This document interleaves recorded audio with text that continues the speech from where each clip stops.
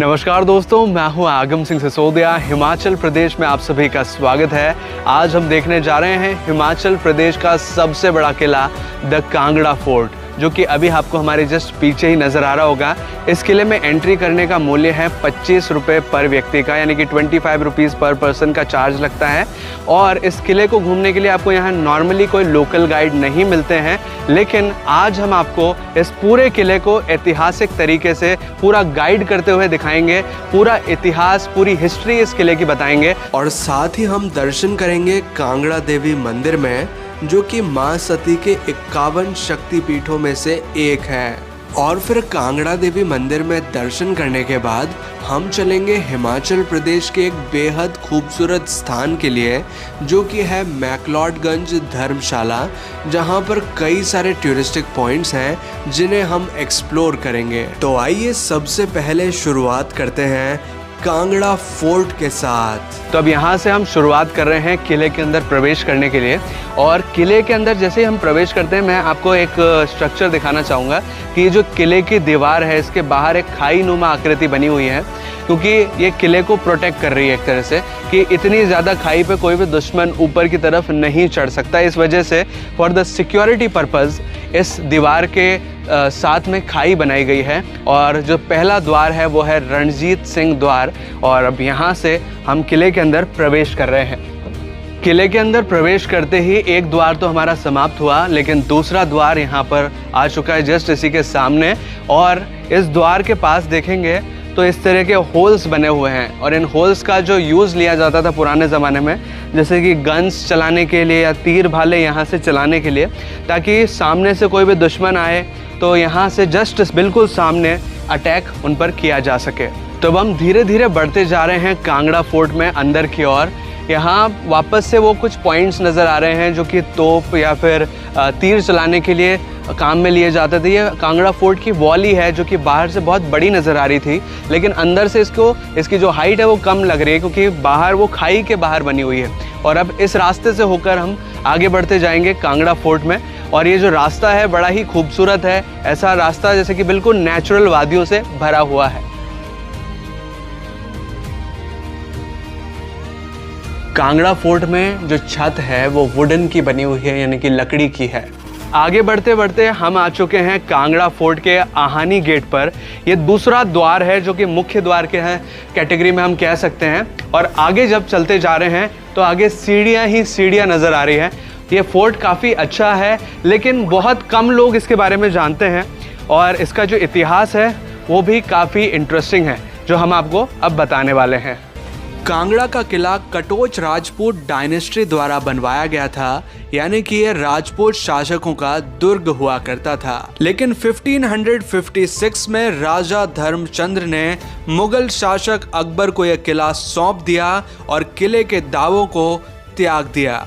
और इसके बाद 1620 में सम्राट जहांगीर ने राजा हरिचंद्र को मार डाला और कांगड़ा साम्राज्य को मुगल साम्राज्य के अंदर मिला लिया। और इसके बाद 1783 तक यह किला मुगलों के अधीन रहा। लेकिन जैसे ही मुगल साम्राज्य का पतन शुरू हुआ, राजा धर्मचंद्र के वंशज राजा संसार चंद्र बहादुर द्वितीय ने सिख नेता के समर्थन से कांगड़ा के विजय की श्रृंखला शुरू की। और फिर 1783 में मुगल गवर्नर सैफ अली खान की मृत्यु के बाद इस किले को उनके बेटे ने सिख नेता को सौंप दिया, एक सुरक्षित मार्ग के बदले में। किले को देखने काफ़ी सारे पर्यटक भी आते हैं। और अब हम किले के तीसरे द्वार तक पहुंचने वाले हैं। और तीसरा द्वार के जस्ट पीछे एक चौकी बनी हुई है, जो कि पुराने टाइम पर सैनिकों के रहने की जगह हुआ करती थी फॉर द सिक्योरिटी गार्ड्स। तो अब हम पहुंच चुके हैं कांगड़ा फोर्ट के तीसरे द्वार पर, जिसका नाम है अमीरी गेट। और यहाँ से एक टर्न है, एक शार्प टर्न है, उसके बाद किले में आगे की ओर बढ़ा जाता है। ये अमीरी गेट के ऊपर वाला स्ट्रक्चर है, जो कि सैनिकों की छावनी हुआ करती थी पहले के टाइम पर। और मैं आपको इसका थोड़ा सा स्ट्रक्चर अंदर से दिखाना चाहूँगा। थोड़ा सा पास चलते हैं और अंदर से स्ट्रक्चर देखते हैं।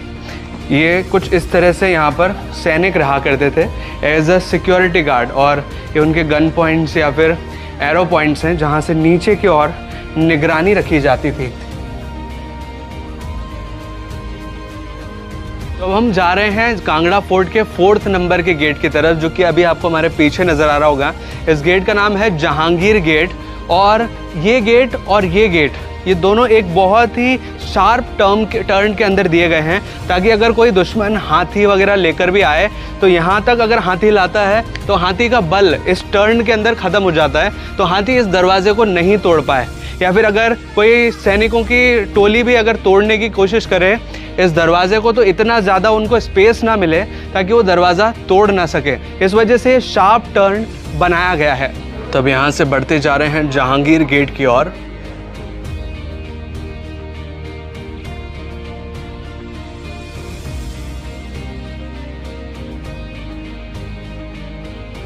तो अब हम कांगड़ा फोर्ट के 4थे गेट से अंदर आ चुके हैं, और गेट के अंदर आते ही पीछे की तरफ हम देखेंगे तो बहुत ही खूबसूरत सा व्यू नज़र आएगा। ये तो किले की बॉर्डर है जो साथ साथ चल रही है, और यहाँ पर बहुत ही खूबसूरत सा ग्रीनरी वाला व्यू नज़र आएगा। और नीचे से कांगड़ा का अगर नज़ारा देखें तो बहुत अच्छा नज़र आता है। अगर ऊपर से आप नीचे देखेंगे तो बहुत अच्छा नज़र आया है। नीचे नेशनल फ्लैग लगा हुआ है और वादियाँ ही वादियाँ दूर तक नज़र आ रही हैं। 4थे गेट से पार होने के बाद कुछ एक ऐसा पॉइंट भी आता है जहाँ से आप देख सकते हैं किले की पूरी बॉर्डर को।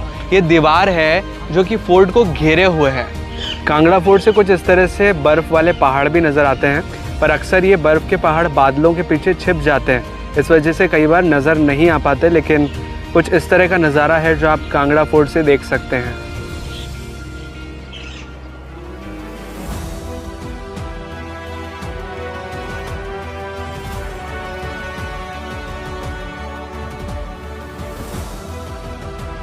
इस खूबसूरत नज़ारे को देखते हुए हम बढ़ चुके हैं 5वें दरवाजे की ओर, जो कि है अंधेरी गेट। ये जो दरवाज़ा आप देख रहे हैं ये 5वां दरवाज़ा है और इसका नाम है अंधेरी गेट। में भी पुराने टाइम पर यहाँ छत हुआ करती होगी, और छत होने की वजह से यहाँ अंधेरा होता होगा, तो उस अंधेरी की वजह से इस गेट का नाम रखा गया है अंधेरी गेट।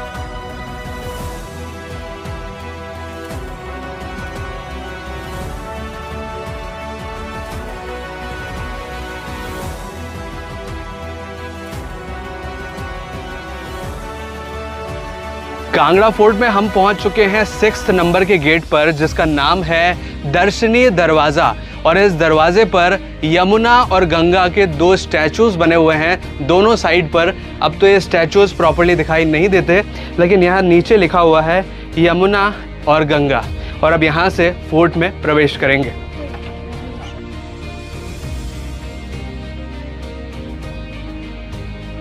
छठे गेट से प्रवेश करते ही हम पहुंच चुके हैं मंदिर प्रांगण में। पीछे कुछ मंदिर हुआ करते थे पहले, यहाँ लिखा भी हुआ है लक्ष्मी नारायण मंदिर, और यहाँ आगे भी कुछ मंदिर का नाम लिखा हुआ है, अंबिका देवी टेम्पल लिखा हुआ है। और मंदिर के चारों तरफ आप देखेंगे तो इस तरह से काफ़ी सारे रूम्स बनाए हुए हैं, और ये रूम्स पुराने टाइम पर या तो सैनिकों के रहने के काम आया करते थे, या जो पुजारी लोग हुआ करते थे उनके रहने के काम आया करते थे। अब हम कांगड़ा फोर्ट के एक ऐसे भाग में हैं जो कि अब खंडहर हो चुका है, लेकिन पुराने टाइम पर इनके स्ट्रक्चर्स देखकर ऐसा लग रहा है जैसे यहाँ पर काफ़ी सारे मंदिर हुआ करते थे।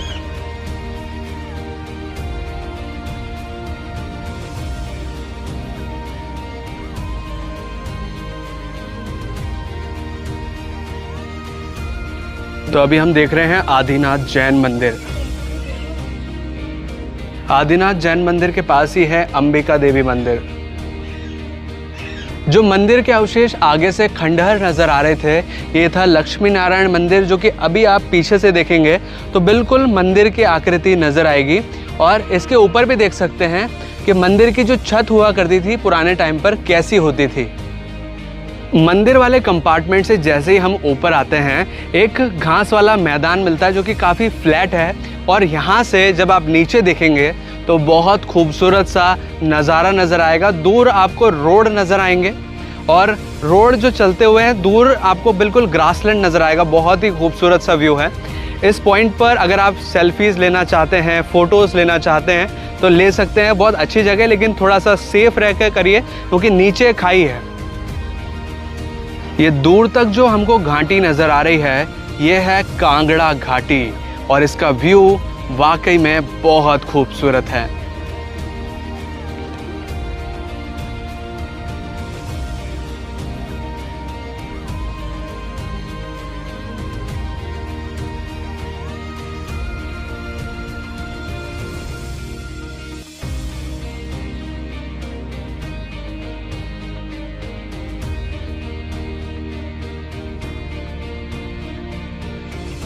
ये किले के अंदर मौजूद कुछ पुराने कमरे हैं जिनकी छतें तो अब गिर चुकी हैं और ऐसा देखने में लग रहा है कि ये 2 मंजिला हुआ करते थे। एक मंजिल तो ये और इसके ऊपर भी एक मंजिल हुआ करती थी, लेकिन अब वो खंडर हो चुकी है।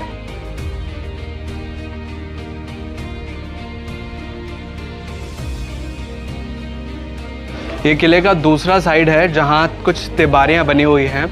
कुछ इस तरह से स्ट्रक्चर्स हैं जो कि पुराने टाइम पर काम में लिए जाते थे। और मैं आपको थोड़ा सा अंदर और दिखाना चाहूँगा।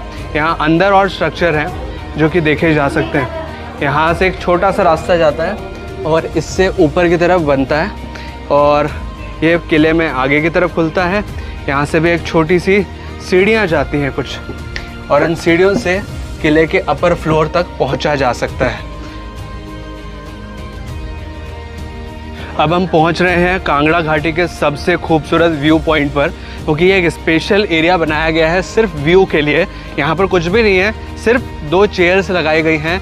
अगर आप यहाँ पर फैमिली के साथ आते हैं, फ्रेंड्स के साथ आते हैं, तो यहाँ पर बैठकर इस व्यू का आनंद ले सकते हैं और अगर चाहें तो कुछ पिक्चर्स भी क्लिक कर सकते हैं।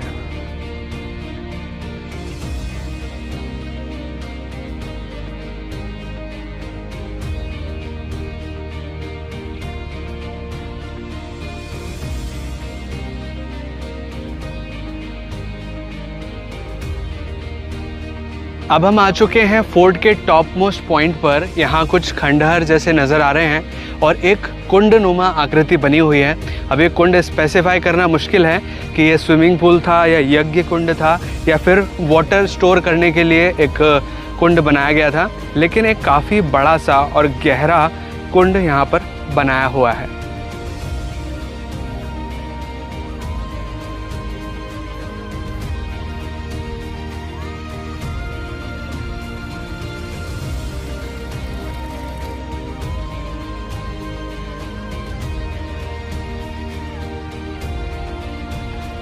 अब हम फोर्ट के निचले हिस्से में आ चुके हैं और यहाँ पे जो स्ट्रक्चर नज़र आ रहा है वो कुछ हमाम जैसा प्रतीत होता है। हमाम यानी कि बाथरूम, यानी कि पुराने ज़माने में जो स्नान घर हुआ करते थे वो कुछ ऐसे दिखा करते थे।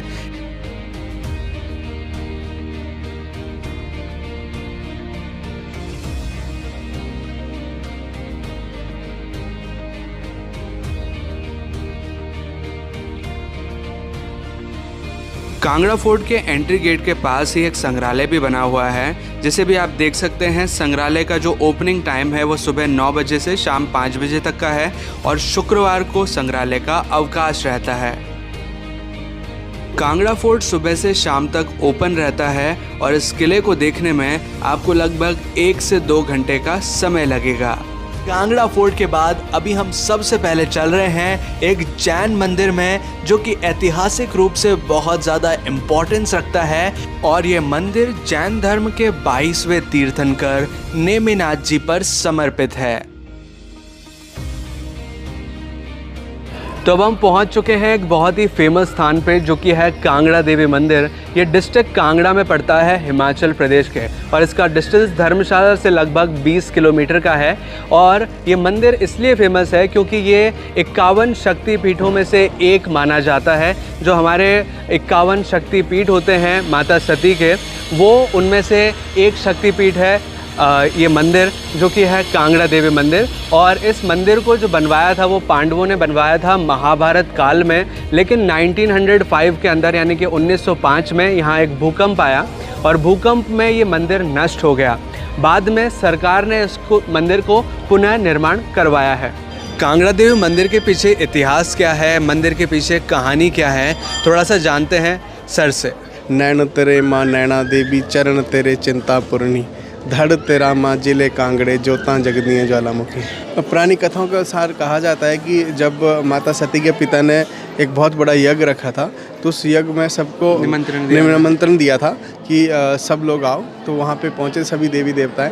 तो माता सती जब वहाँ पहुँचे तो उन्होंने देखा कि शंकर भगवान का कोई भी स्थान नहीं था, तो वो क्रोधित हुए बहुत ज़्यादा। तो उन्होंने फिर जो वो यज्ञ रखा था उसी हवन कुंड में, मतलब निराश होकर उन्होंने अपनी आहुति दे दी थी। तो उसके बाद फिर जब ये पता शंकर भगवान को चला तो वहाँ वो पहुँचे, तो फिर वहाँ से उठा के जब वो कैलाश पर्वत की ओर जा रहे थे तो कुछ अंग उनके, जैसे यहाँ पे चिंतपूर्णी में चरण गिरे थे, नैना देवी में नैन गिरे थे और कांगड़ा में माता का धड़ गिरा था। तो यहाँ फिर उनका आगे से वो माता ही प्रकट हुई। ऐसे शक्तिपीठ हाँ, उतने शक्तिपीठ, उतनी देवियाँ प्रकट होती हैं। माता के दरबार में काफ़ी सारे श्रद्धालु आते हैं। आप मेरे पीछे देख पाएंगे कई सारी रेलिंग लगी हुई है एक साथ, यानी कि इतना ज़्यादा लोग आते हैं श्रद्धालु कि उनको मैनेज करने के लिए इस तरह से रेलिंग बनाई गई है और काफ़ी सारे श्रद्धालुओं का जमावड़ा हमेशा माता के दरबार में लगा रहता है।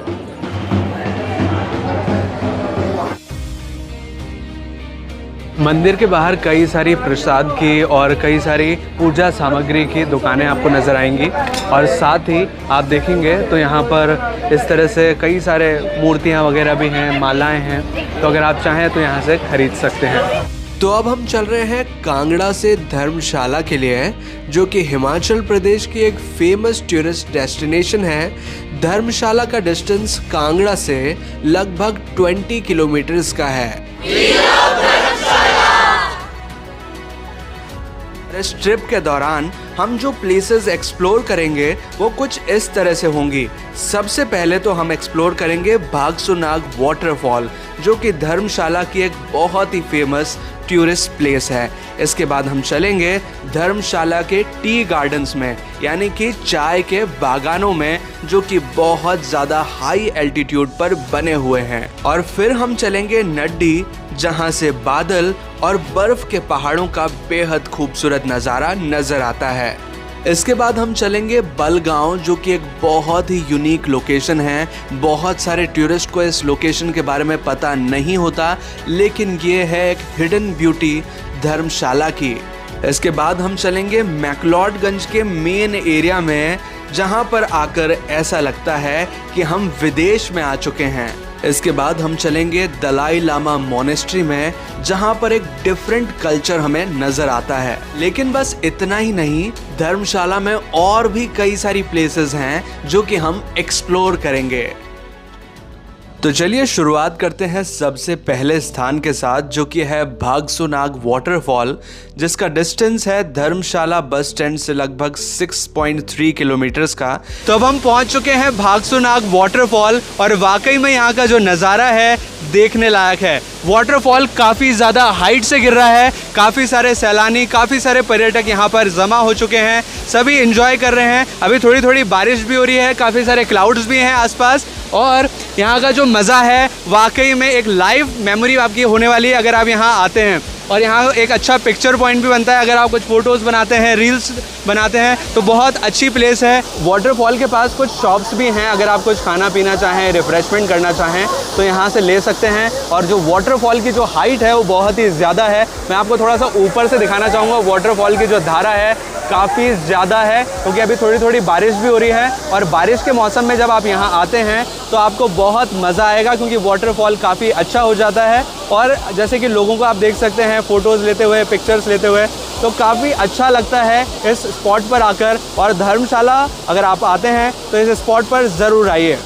तो अब अपनी ट्रिप में आगे बढ़ते हुए अब हम चलने वाले हैं चाय के बागानों की ओर, यानी कि धर्मशाला टी गार्डन्स की ओर। लेकिन इससे पहले मैं आपको दर्शन कराना चाहूँगा भागसुनाग टेम्पल के, जो कि भागसुनाग वाटरफॉल जाने के मार्ग में ही पड़ता है। जब हम ट्रैकिंग शुरू करते हैं अपनी 1 किलोमीटर का जो हमारा ट्रैक होता है, तो उससे पहले ही भागसुनाग टेम्पल पड़ता है, जहाँ पर भी अगर आप चाहें तो दर्शन कर सकते हैं।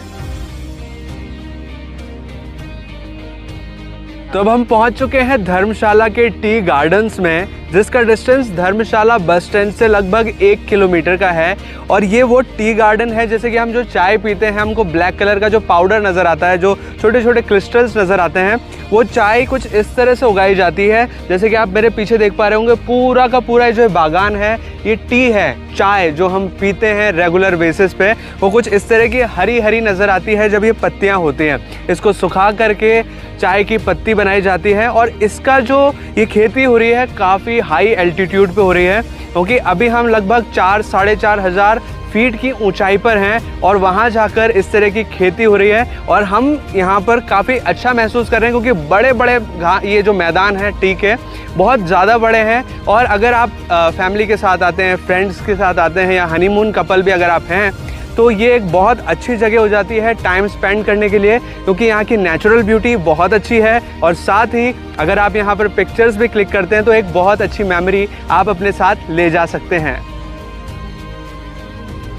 टी गार्डन में कुछ इस तरह के रास्ते होते हैं, यानी कि आप देख रहे होंगे इस तरह से बीच बीच में गैप्स नज़र आ रहे हैं, उसमें इस तरह से रास्ते होते हैं ताकि आप अंदर चल सकें।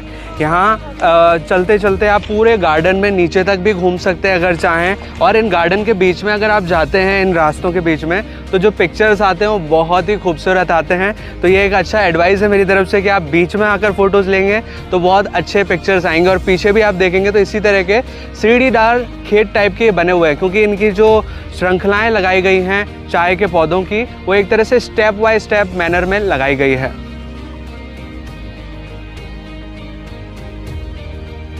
टी गार्डन की जहाँ से शुरुआत होती है वहाँ पर एक फैक्ट्री आउटलेट भी है। अगर आप यहाँ से फ्रेश टी खरीदना चाहते हैं, चाय खरीदना चाहते हैं, या फिर उसे ट्राई करना चाहते हैं, तो यहाँ पर ट्राई भी कर सकते हैं और आप परचेज़ भी कर सकते हैं। और साथ ही एक कैफ़े भी खुला हुआ है, अगर आप कुछ खाना पीना भी चाहें टी गार्डन के साथ तो यहाँ पर चीज़ें अवेलेबल हैं। टी गार्डन के बाहर कुछ इस तरह का एक पॉइंट भी है जहाँ लिखा हुआ है आई लव हिमालयन ब्रू, वहाँ पर भी आप पिक्चर्स क्लिक करवा सकते हैं। तो अब हम मैक्लोडगंज से भी ऊपर एक गांव में हैं जिसका नाम है नड्डी। ये एक धर्मशाला का ही पार्ट है, लेकिन ये हाईएस्ट पॉइंट पर है और यहाँ से जो नज़ारे दिखते हैं यही वो नज़ारे हैं जो लोग दूर दूर से देखने आया करते हैं, जिसमें आपको पीछे पहाड़, झरने, बादल, और इससे बादलों के पीछे हैं बर्फीले पहाड़ जो कि अभी बादलों के पीछे ढक चुके हैं। ये सभी इतने ज़्यादा खूबसूरत नज़ारे हैं कि दूर दूर से पर्यटक इन नज़ारों को देखने के लिए यहाँ आते हैं। ये जो वादियाँ हैं वाकई में मैजिकल हैं। अगर आप टेंशन में हैं, तनाव में हैं, या फिर अपने डेली रूटीन से बोर हो चुके हैं, तो ये जो वादियाँ हैं आपकी बहुत मदद कर सकती हैं, क्योंकि अगर आप यहाँ आकर थोड़ी देर भी बैठते हैं तो आपको बिल्कुल असीम शांति का अनुभव यहाँ होगा। आप पूरी तरह स्ट्रेस फ्री हो जाएंगे और आप देख सकते हैं धीरे धीरे करके जो बादल हैं वो हमारे करीब आते जा रहे हैं। अभी कुछ देर पहले मौसम बिल्कुल क्लियर था, लेकिन इन पहाड़ी इलाकों की ख़ास बात कि मौसम हर कुछ मिनट के अंदर बदल जाता है। हर 5 मिनट में आपको मौसम बदला हुआ नज़र आएगा और मौसम की खूबसूरती इतनी अच्छी होती है कि बादल, अभी जितना भी आपको ये नज़ारा दिख रहा है, अगर बादल ने यहाँ पर आना शुरू किया तो यहाँ सिर्फ वाइट कलर की चादर नज़र आएगी और ये जितनी भी ग्रीनरी है वो सब बादलों के पीछे छिप जाएगी।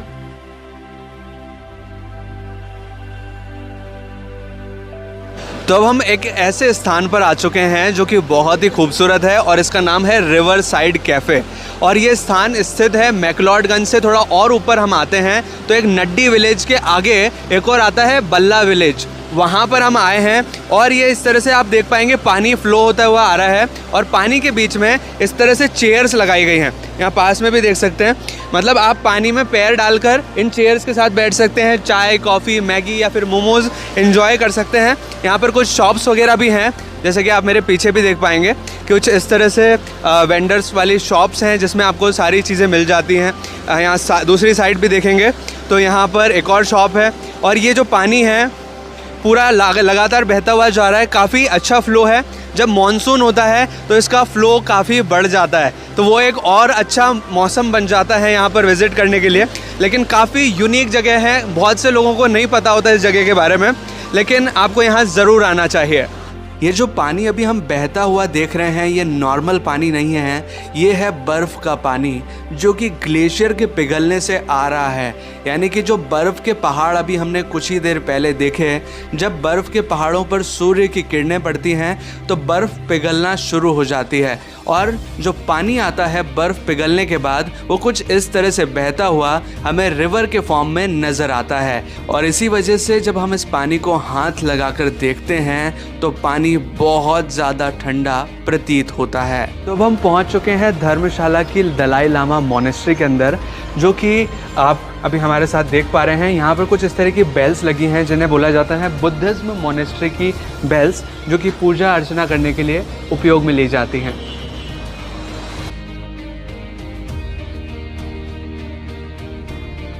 मोनेस्ट्री के अंदर भगवान बुद्ध की काफ़ी बड़ी प्रतिमा है, जहाँ पर हम दर्शन कर सकते हैं।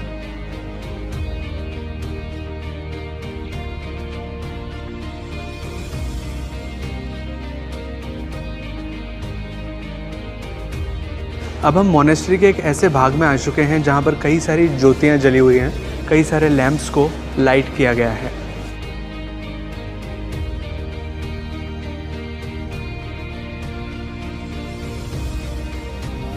अब हम मोनेस्ट्री के एक ऐसे भाग में पहुंच चुके हैं जहां पर कई सारे बौद्ध भिक्षुक अभी पूजा अर्चना कर रहे हैं।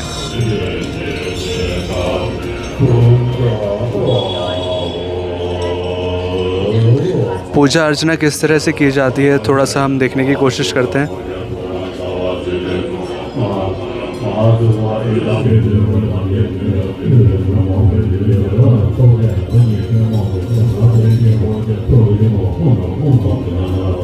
ये स्थान दलाई लामा का निवास स्थान है, इस वजह से धर्मशाला फेमस है, क्योंकि 1959 के टाइम पर दलाई लामा तिब्बत से यहाँ पर आए थे, यहाँ पर शिफ्ट हुए थे।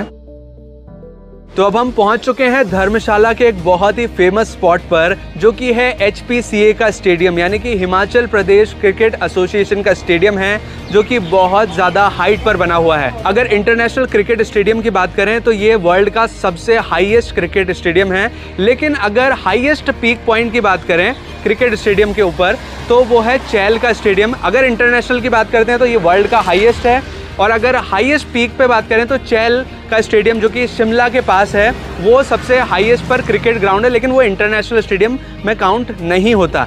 ये स्टेडियम काफ़ी फेमस है, कई सारे IPL मैचेस और जो क्रिकेट के मैचेस होते हैं वो यहाँ पर होते हैं। HPCA का जो स्टेडियम है वो काफ़ी बड़ा है, जैसा कि आप इस पिक्चर में भी देख सकते हैं। स्टेडियम की खास बात यह है कि स्टेडियम के चारों तरफ आपको बर्फीले पहाड़ नजर आएंगे, इस तरह से जो बर्फ वाले स्नो माउंटेन्स होते हैं वो नजर आएंगे, इससे आपको इसकी ऊंचाई का अनुमान लग जाएगा। अब हम पहुंच चुके हैं धर्मशाला के वॉर मेमोरियल में। ये जो स्टेट वॉर म्यूजियम बनाया गया है, ये उन सैनिकों की याद में बनाया गया है जिन्होंने देश के लिए अपनी जान की कुर्बानी दी और शहीद हो गए। यहाँ पर सभी वीर योद्धाओं के स्टैचूज और उनके बारे में डिस्क्रिप्शन दिया हुआ है। ये सभी उन वीर सैनिकों के पिक्चर्स हैं जो कि परमवीर चक्र से सम्मानित हुए हैं। ये कारगिल युद्ध के बारे में यहाँ पर डिस्क्रिप्शन है, और जैसे कि अभी एक मूवी बनी थी शेरशाह कैप्टन विक्रम बत्रा के ऊपर, तो उनकी डिस्क्रिप्शन, कारगिल युद्ध की डिस्क्रिप्शन, ये सारी चीज़ें यहाँ पर दी गई हैं।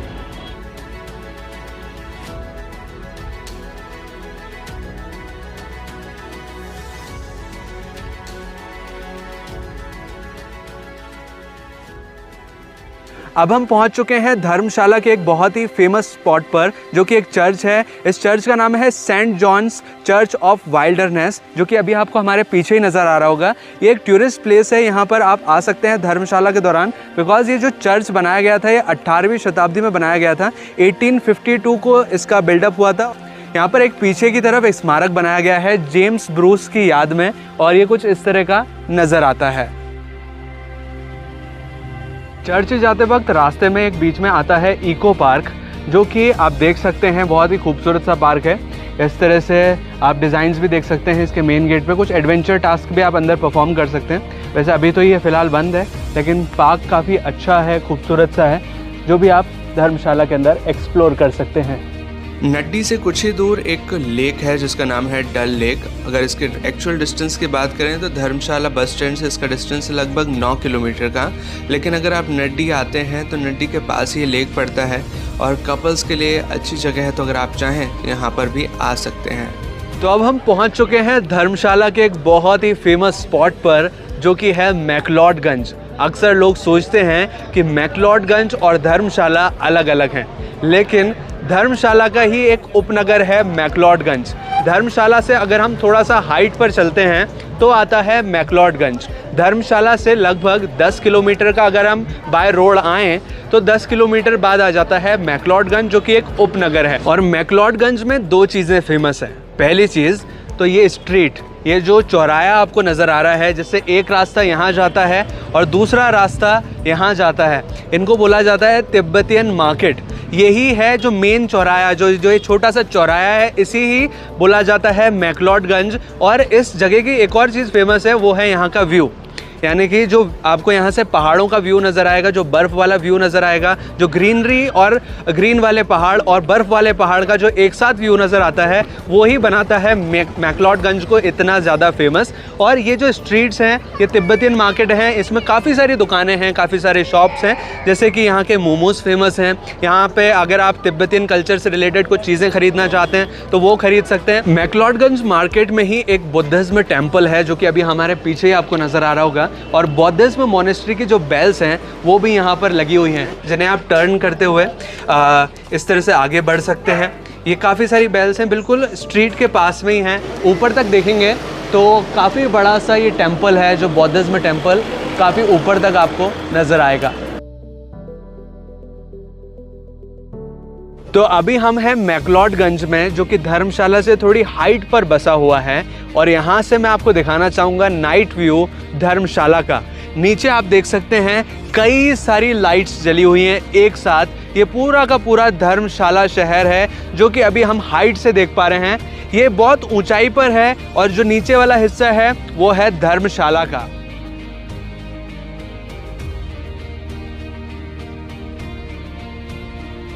ये नज़ारा कुछ ऐसा है जैसे कि हम आसमान में तारे देखते हैं, लेकिन अभी फ़िलहाल जो हमारे सामने हैं वो है धर्मशाला। और अब जिस होटल में हम रुके हुए हैं उसका रूम टूर मैं आपको देना चाहूँगा।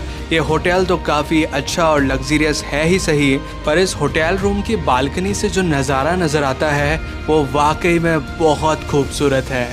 मैं आपको थोड़ा सा लाइव दिखाना चाहूँगा। ये बालकनी है हमारे होटल रूम की, और यहाँ से आप देखेंगे बहुत ही खूबसूरत सा मेस्मराइजिंग व्यू नज़र आता है।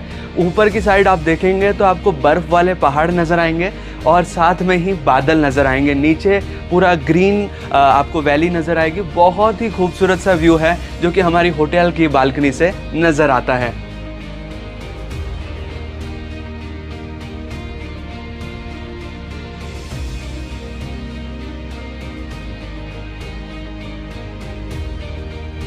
आप यहाँ पर से देख सकते हैं जो बादल हैं वो काफ़ी नीचे रह गए हैं। जो वैली नज़र आ रही है, वैली के साथ साथ कई सारे बादल हैं और ऊपर भी बादल हैं। अभी हम जो खड़े हैं ये बादलों की हाइट से भी ऊपर है।